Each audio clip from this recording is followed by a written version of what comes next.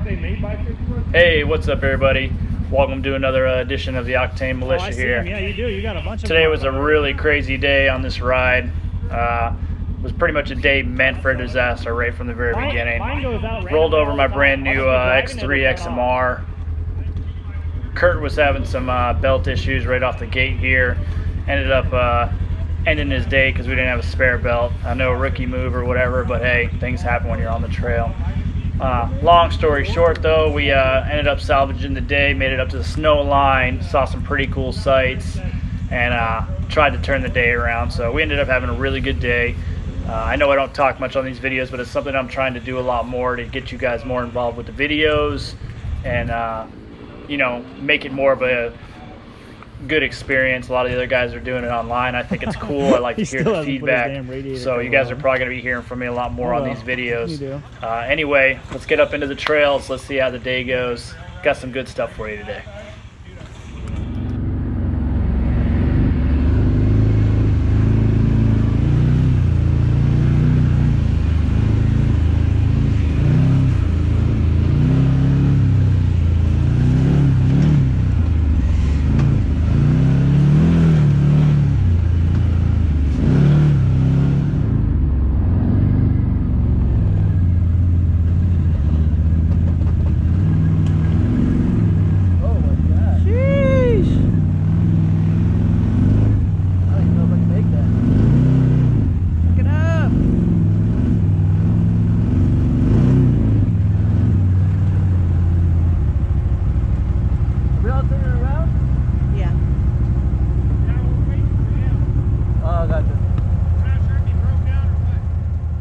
What you hear Josh talking about is we've only been up maybe 4 or 5 miles up into the trail, and we already realized Kurt's nowhere to be found behind us.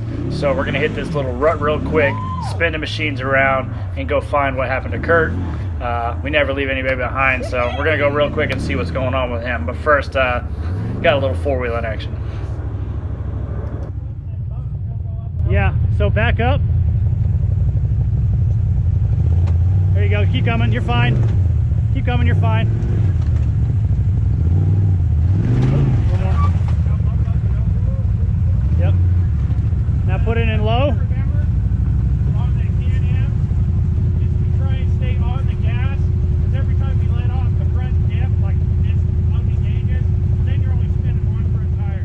Okay. What he's talking about is the old Visco lock on the original Maverick. Obviously, Can-Am's updated that, but you have to build pressure to get all four wheels to turn. So he's telling him right now to keep on the gas as he's going through the rut to be able to make his way through there.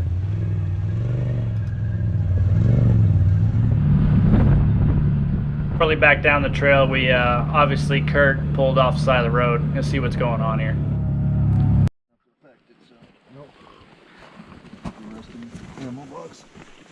How many miles you got on that belt anyway, Kurt?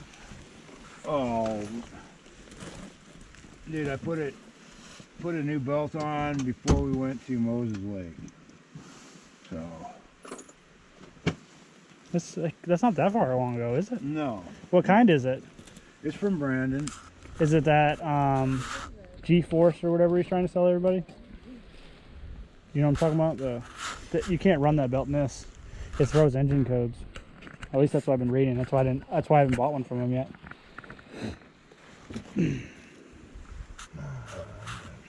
All part of the game.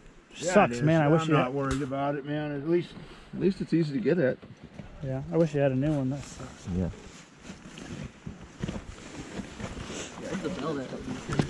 His belt's in the back there. Yours is in the middle. That's what sucks about yours.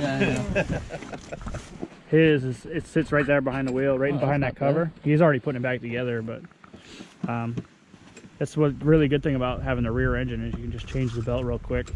I mean, he'd probably already have it already changed if we had another one. Yeah, the hardest part's getting that plastic cover off. That's it, and then it's real quick. That's Can-Am change to do the same thing too.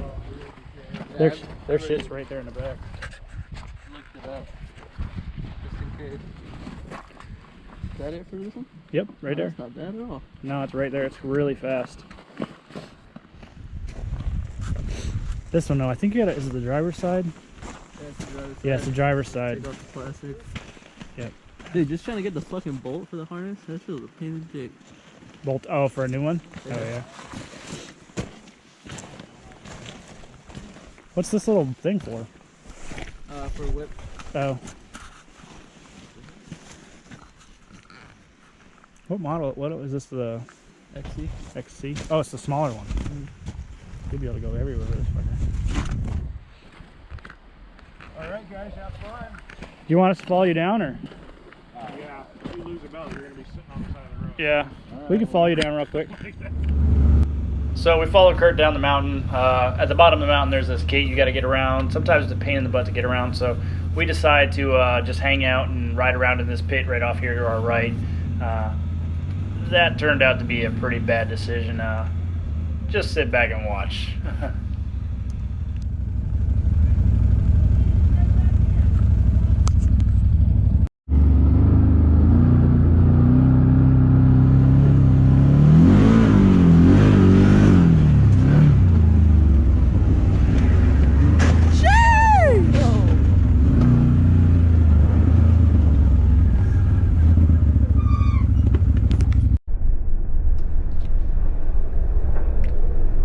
I know, rookie move. It happens, you never know. Either way, I never got hurt. The machine took it pretty well. Pretty expensive mistake though, all in all. But hey, that's what you get when you're off-roading. Now my shoulder hurts.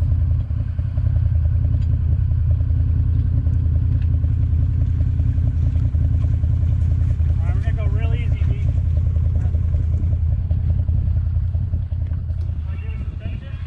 10 hours on it. I guess that's how you break them in. Go real slow.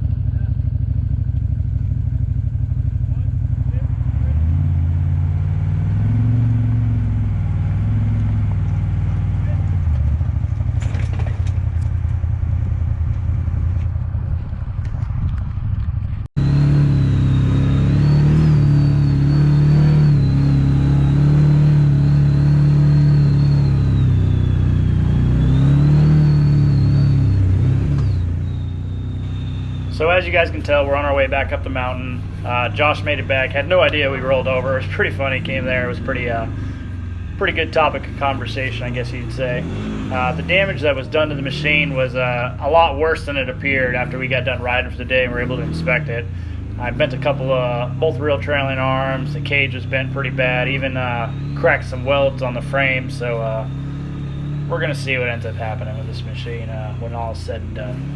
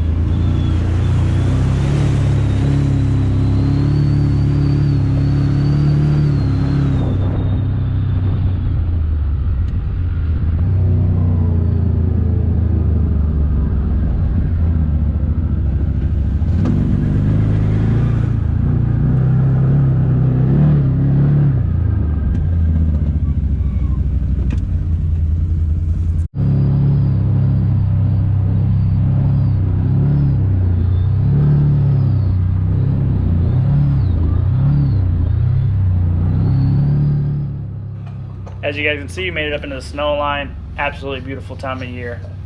Awesome time of year to ride. Definitely one of my favorites.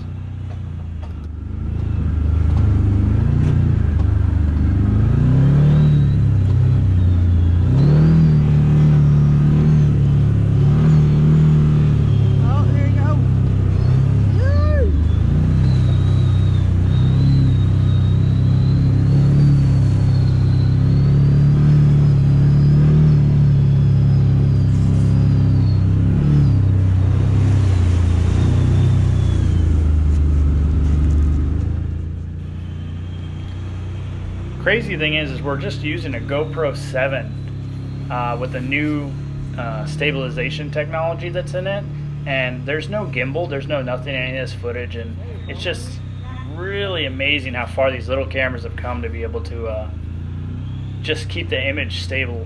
It's changed the video so much. I just bought a new gimbal though for the other GoPros I have, but you almost don't even need it with this one. I can imagine exactly how good it's going to be when I add the gimbal and the camera to it. It's going to be awesome. I'm really looking forward to shooting some video with this stuff.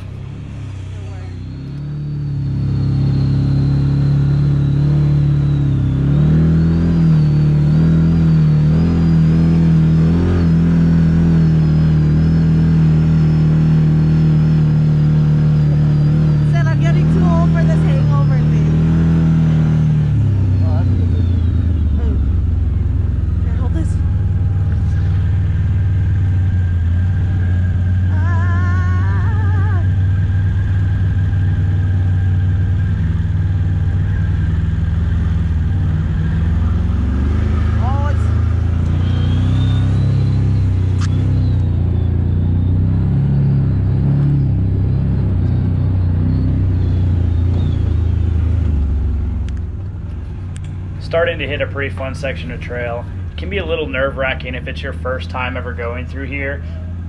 Pretty easy to get through, but much better after you've actually been through it once. It looks a lot worse than it is at first. Sheesh.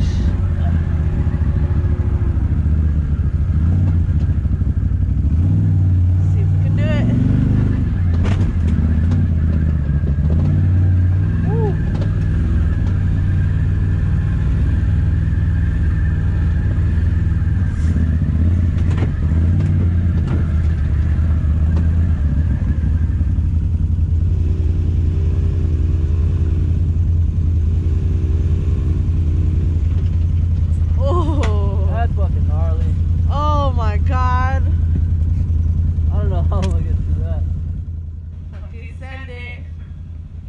This is Lee and Dee's first time on the trail, so it looks a little more complicated than it really is here, but hats off to them. They're doing great. How the fuck am I gonna do that? Alright, that's too wide.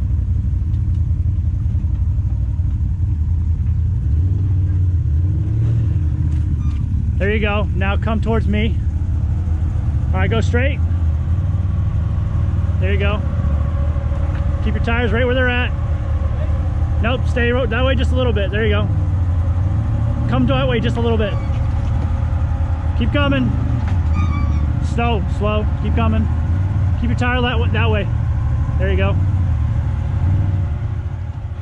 I'm sure if you've ever done any filming or watched any videos of things you've been through, the video doesn't do a lot of this stuff justice. It never does. There you go.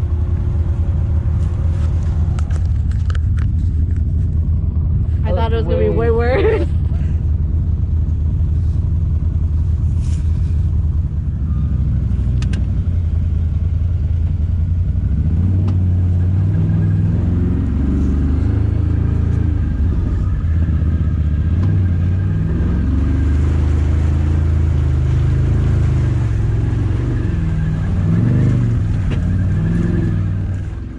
So when I was looking into getting a new machine, I was looking really hard at the 72-inch model of the X3 because of how stable it is. But I quickly learned that I don't think I'd be able to get a lot of the places we like to go with our machines. Obviously this trail's not very bad at all, nor is any of the ones up at Walker Valley, but a lot of times we're in some really tight trails and I just don't think the 72 would be able to cut it quite as easily with all the tight turning radiuses and things like that. I definitely like the 72s and the way they look, and everyone kept telling me to buy one, but a lot of places in the States will not allow a machine much wider than a 64-inch frame on it. So I made the decision to buy the smaller 64-inch model, and I'm extremely happy with it. I drove both at the dealership, and I definitely did a lot of research before I did it. So if you're in the same predicament and you're looking to get one, just some things to take maybe into consideration, because that was the deciding factor of why I chose the more narrow model. I don't think it's a better machine, it just might be fit me and what I like to do better. As far as these machines go, you can definitely go more places.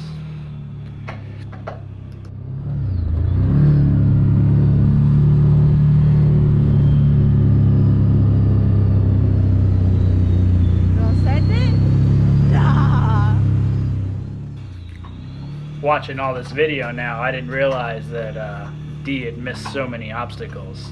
I got my eye on you now.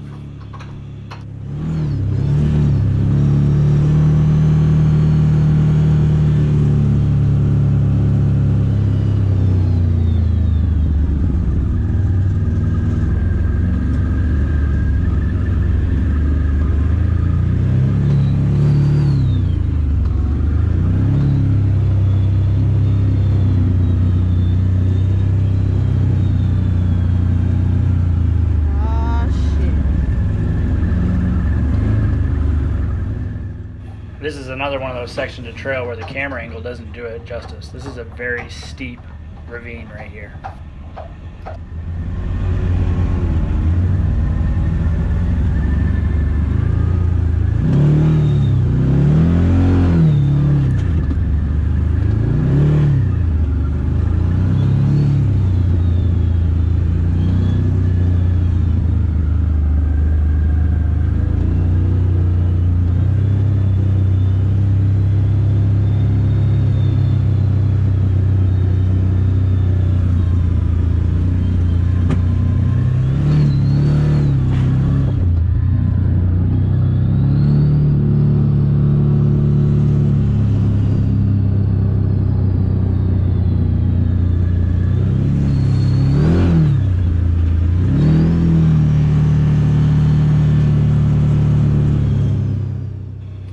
Still so new to this, so any suggestions, you guys feel free to leave them in the comments.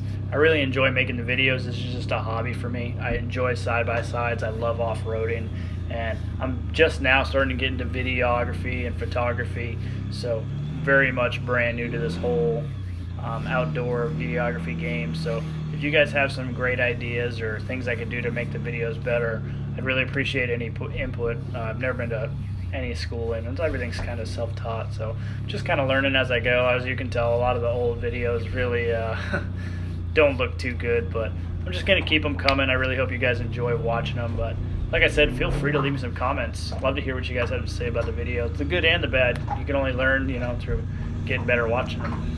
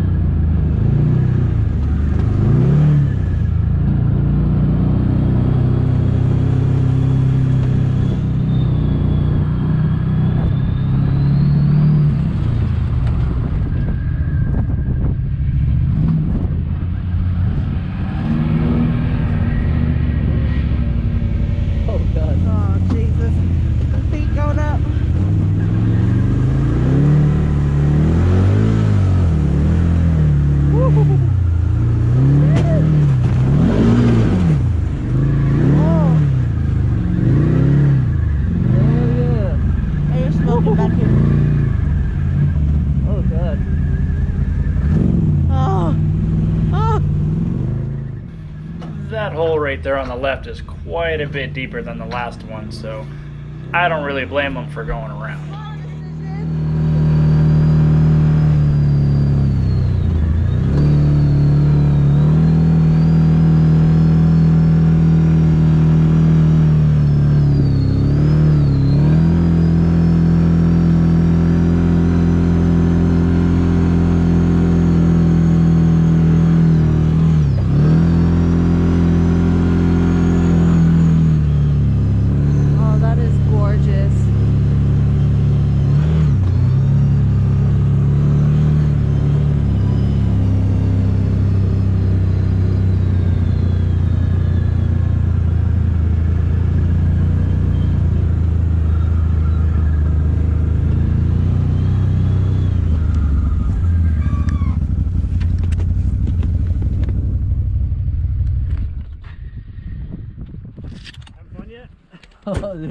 That first mud hole was sketchy.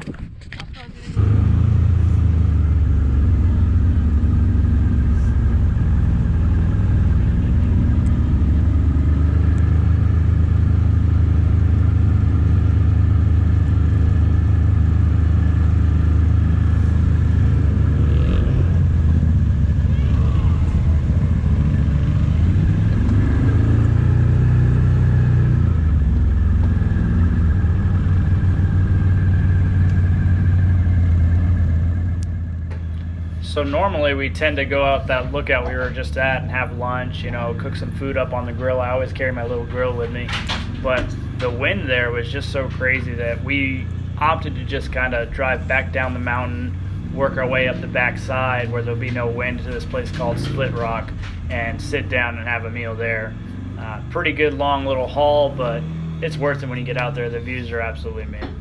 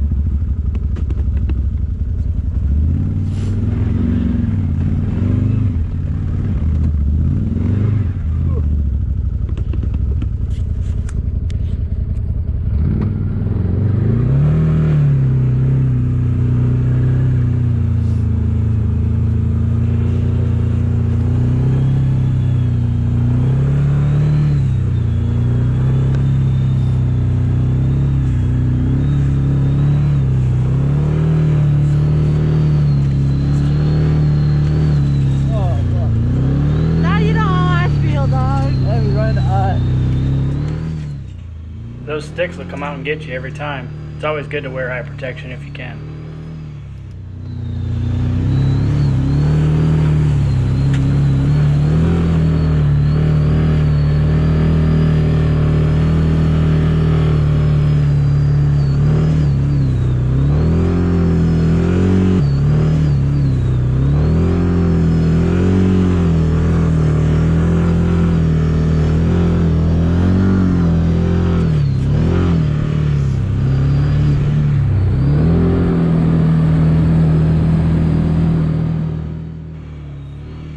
Both the Maverick in the front are running 32-inch Maxxis carnivores, which gives it a lot of extra clearance, and those tires are really good in the snow. The tires on this stock Maverick XC, I believe, are just 27-inch bighorns. Correct me if I'm wrong, but it's doing really well in the snow. I'm surprised because it's got little and no ground clearance, and this thing's just killing it. It's really fun to watch.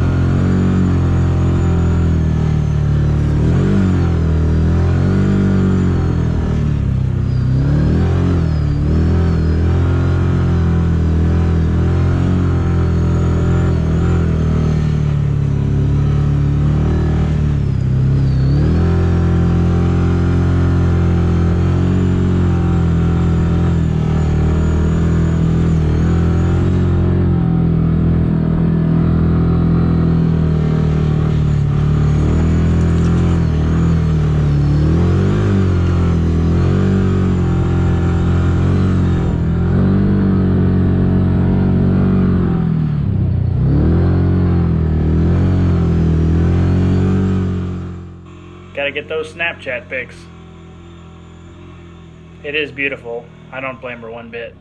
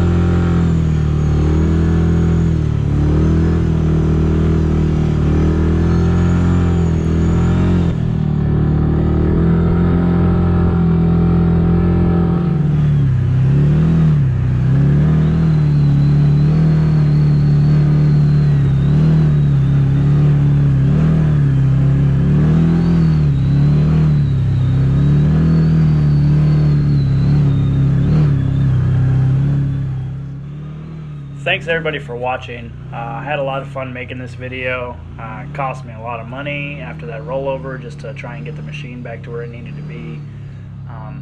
But we really appreciate you guys tuning in, watching the videos. I really hope you enjoy it. Feedback is great to know, how we can make them better. Things we're doing right, things we're doing wrong, what you guys like to see. Our group's been growing quite a bit. We've got some brand new machines coming in. Try to spread it out just a little bit of every brand, so they're all great. If you're in the market of getting one, it doesn't really matter how much you spend. As long as you're out there and enjoying it, I tell people that all the time. As long as you're out on the trail, you're going to have a good time. So get out there, get yourself a machine, and if you're ever in the Washington area, hit us up. We ride every weekend just about, and definitely looking to make more awesome videos for you guys. So please like and subscribe if you're not already subscribed. Follow us on Instagram. Facebook page isn't really up and running that much, but I'm going to try to get better about that. So anyways, hope you guys enjoyed the video. Thanks for watching. Catch us in the next video. It's going to be a good time.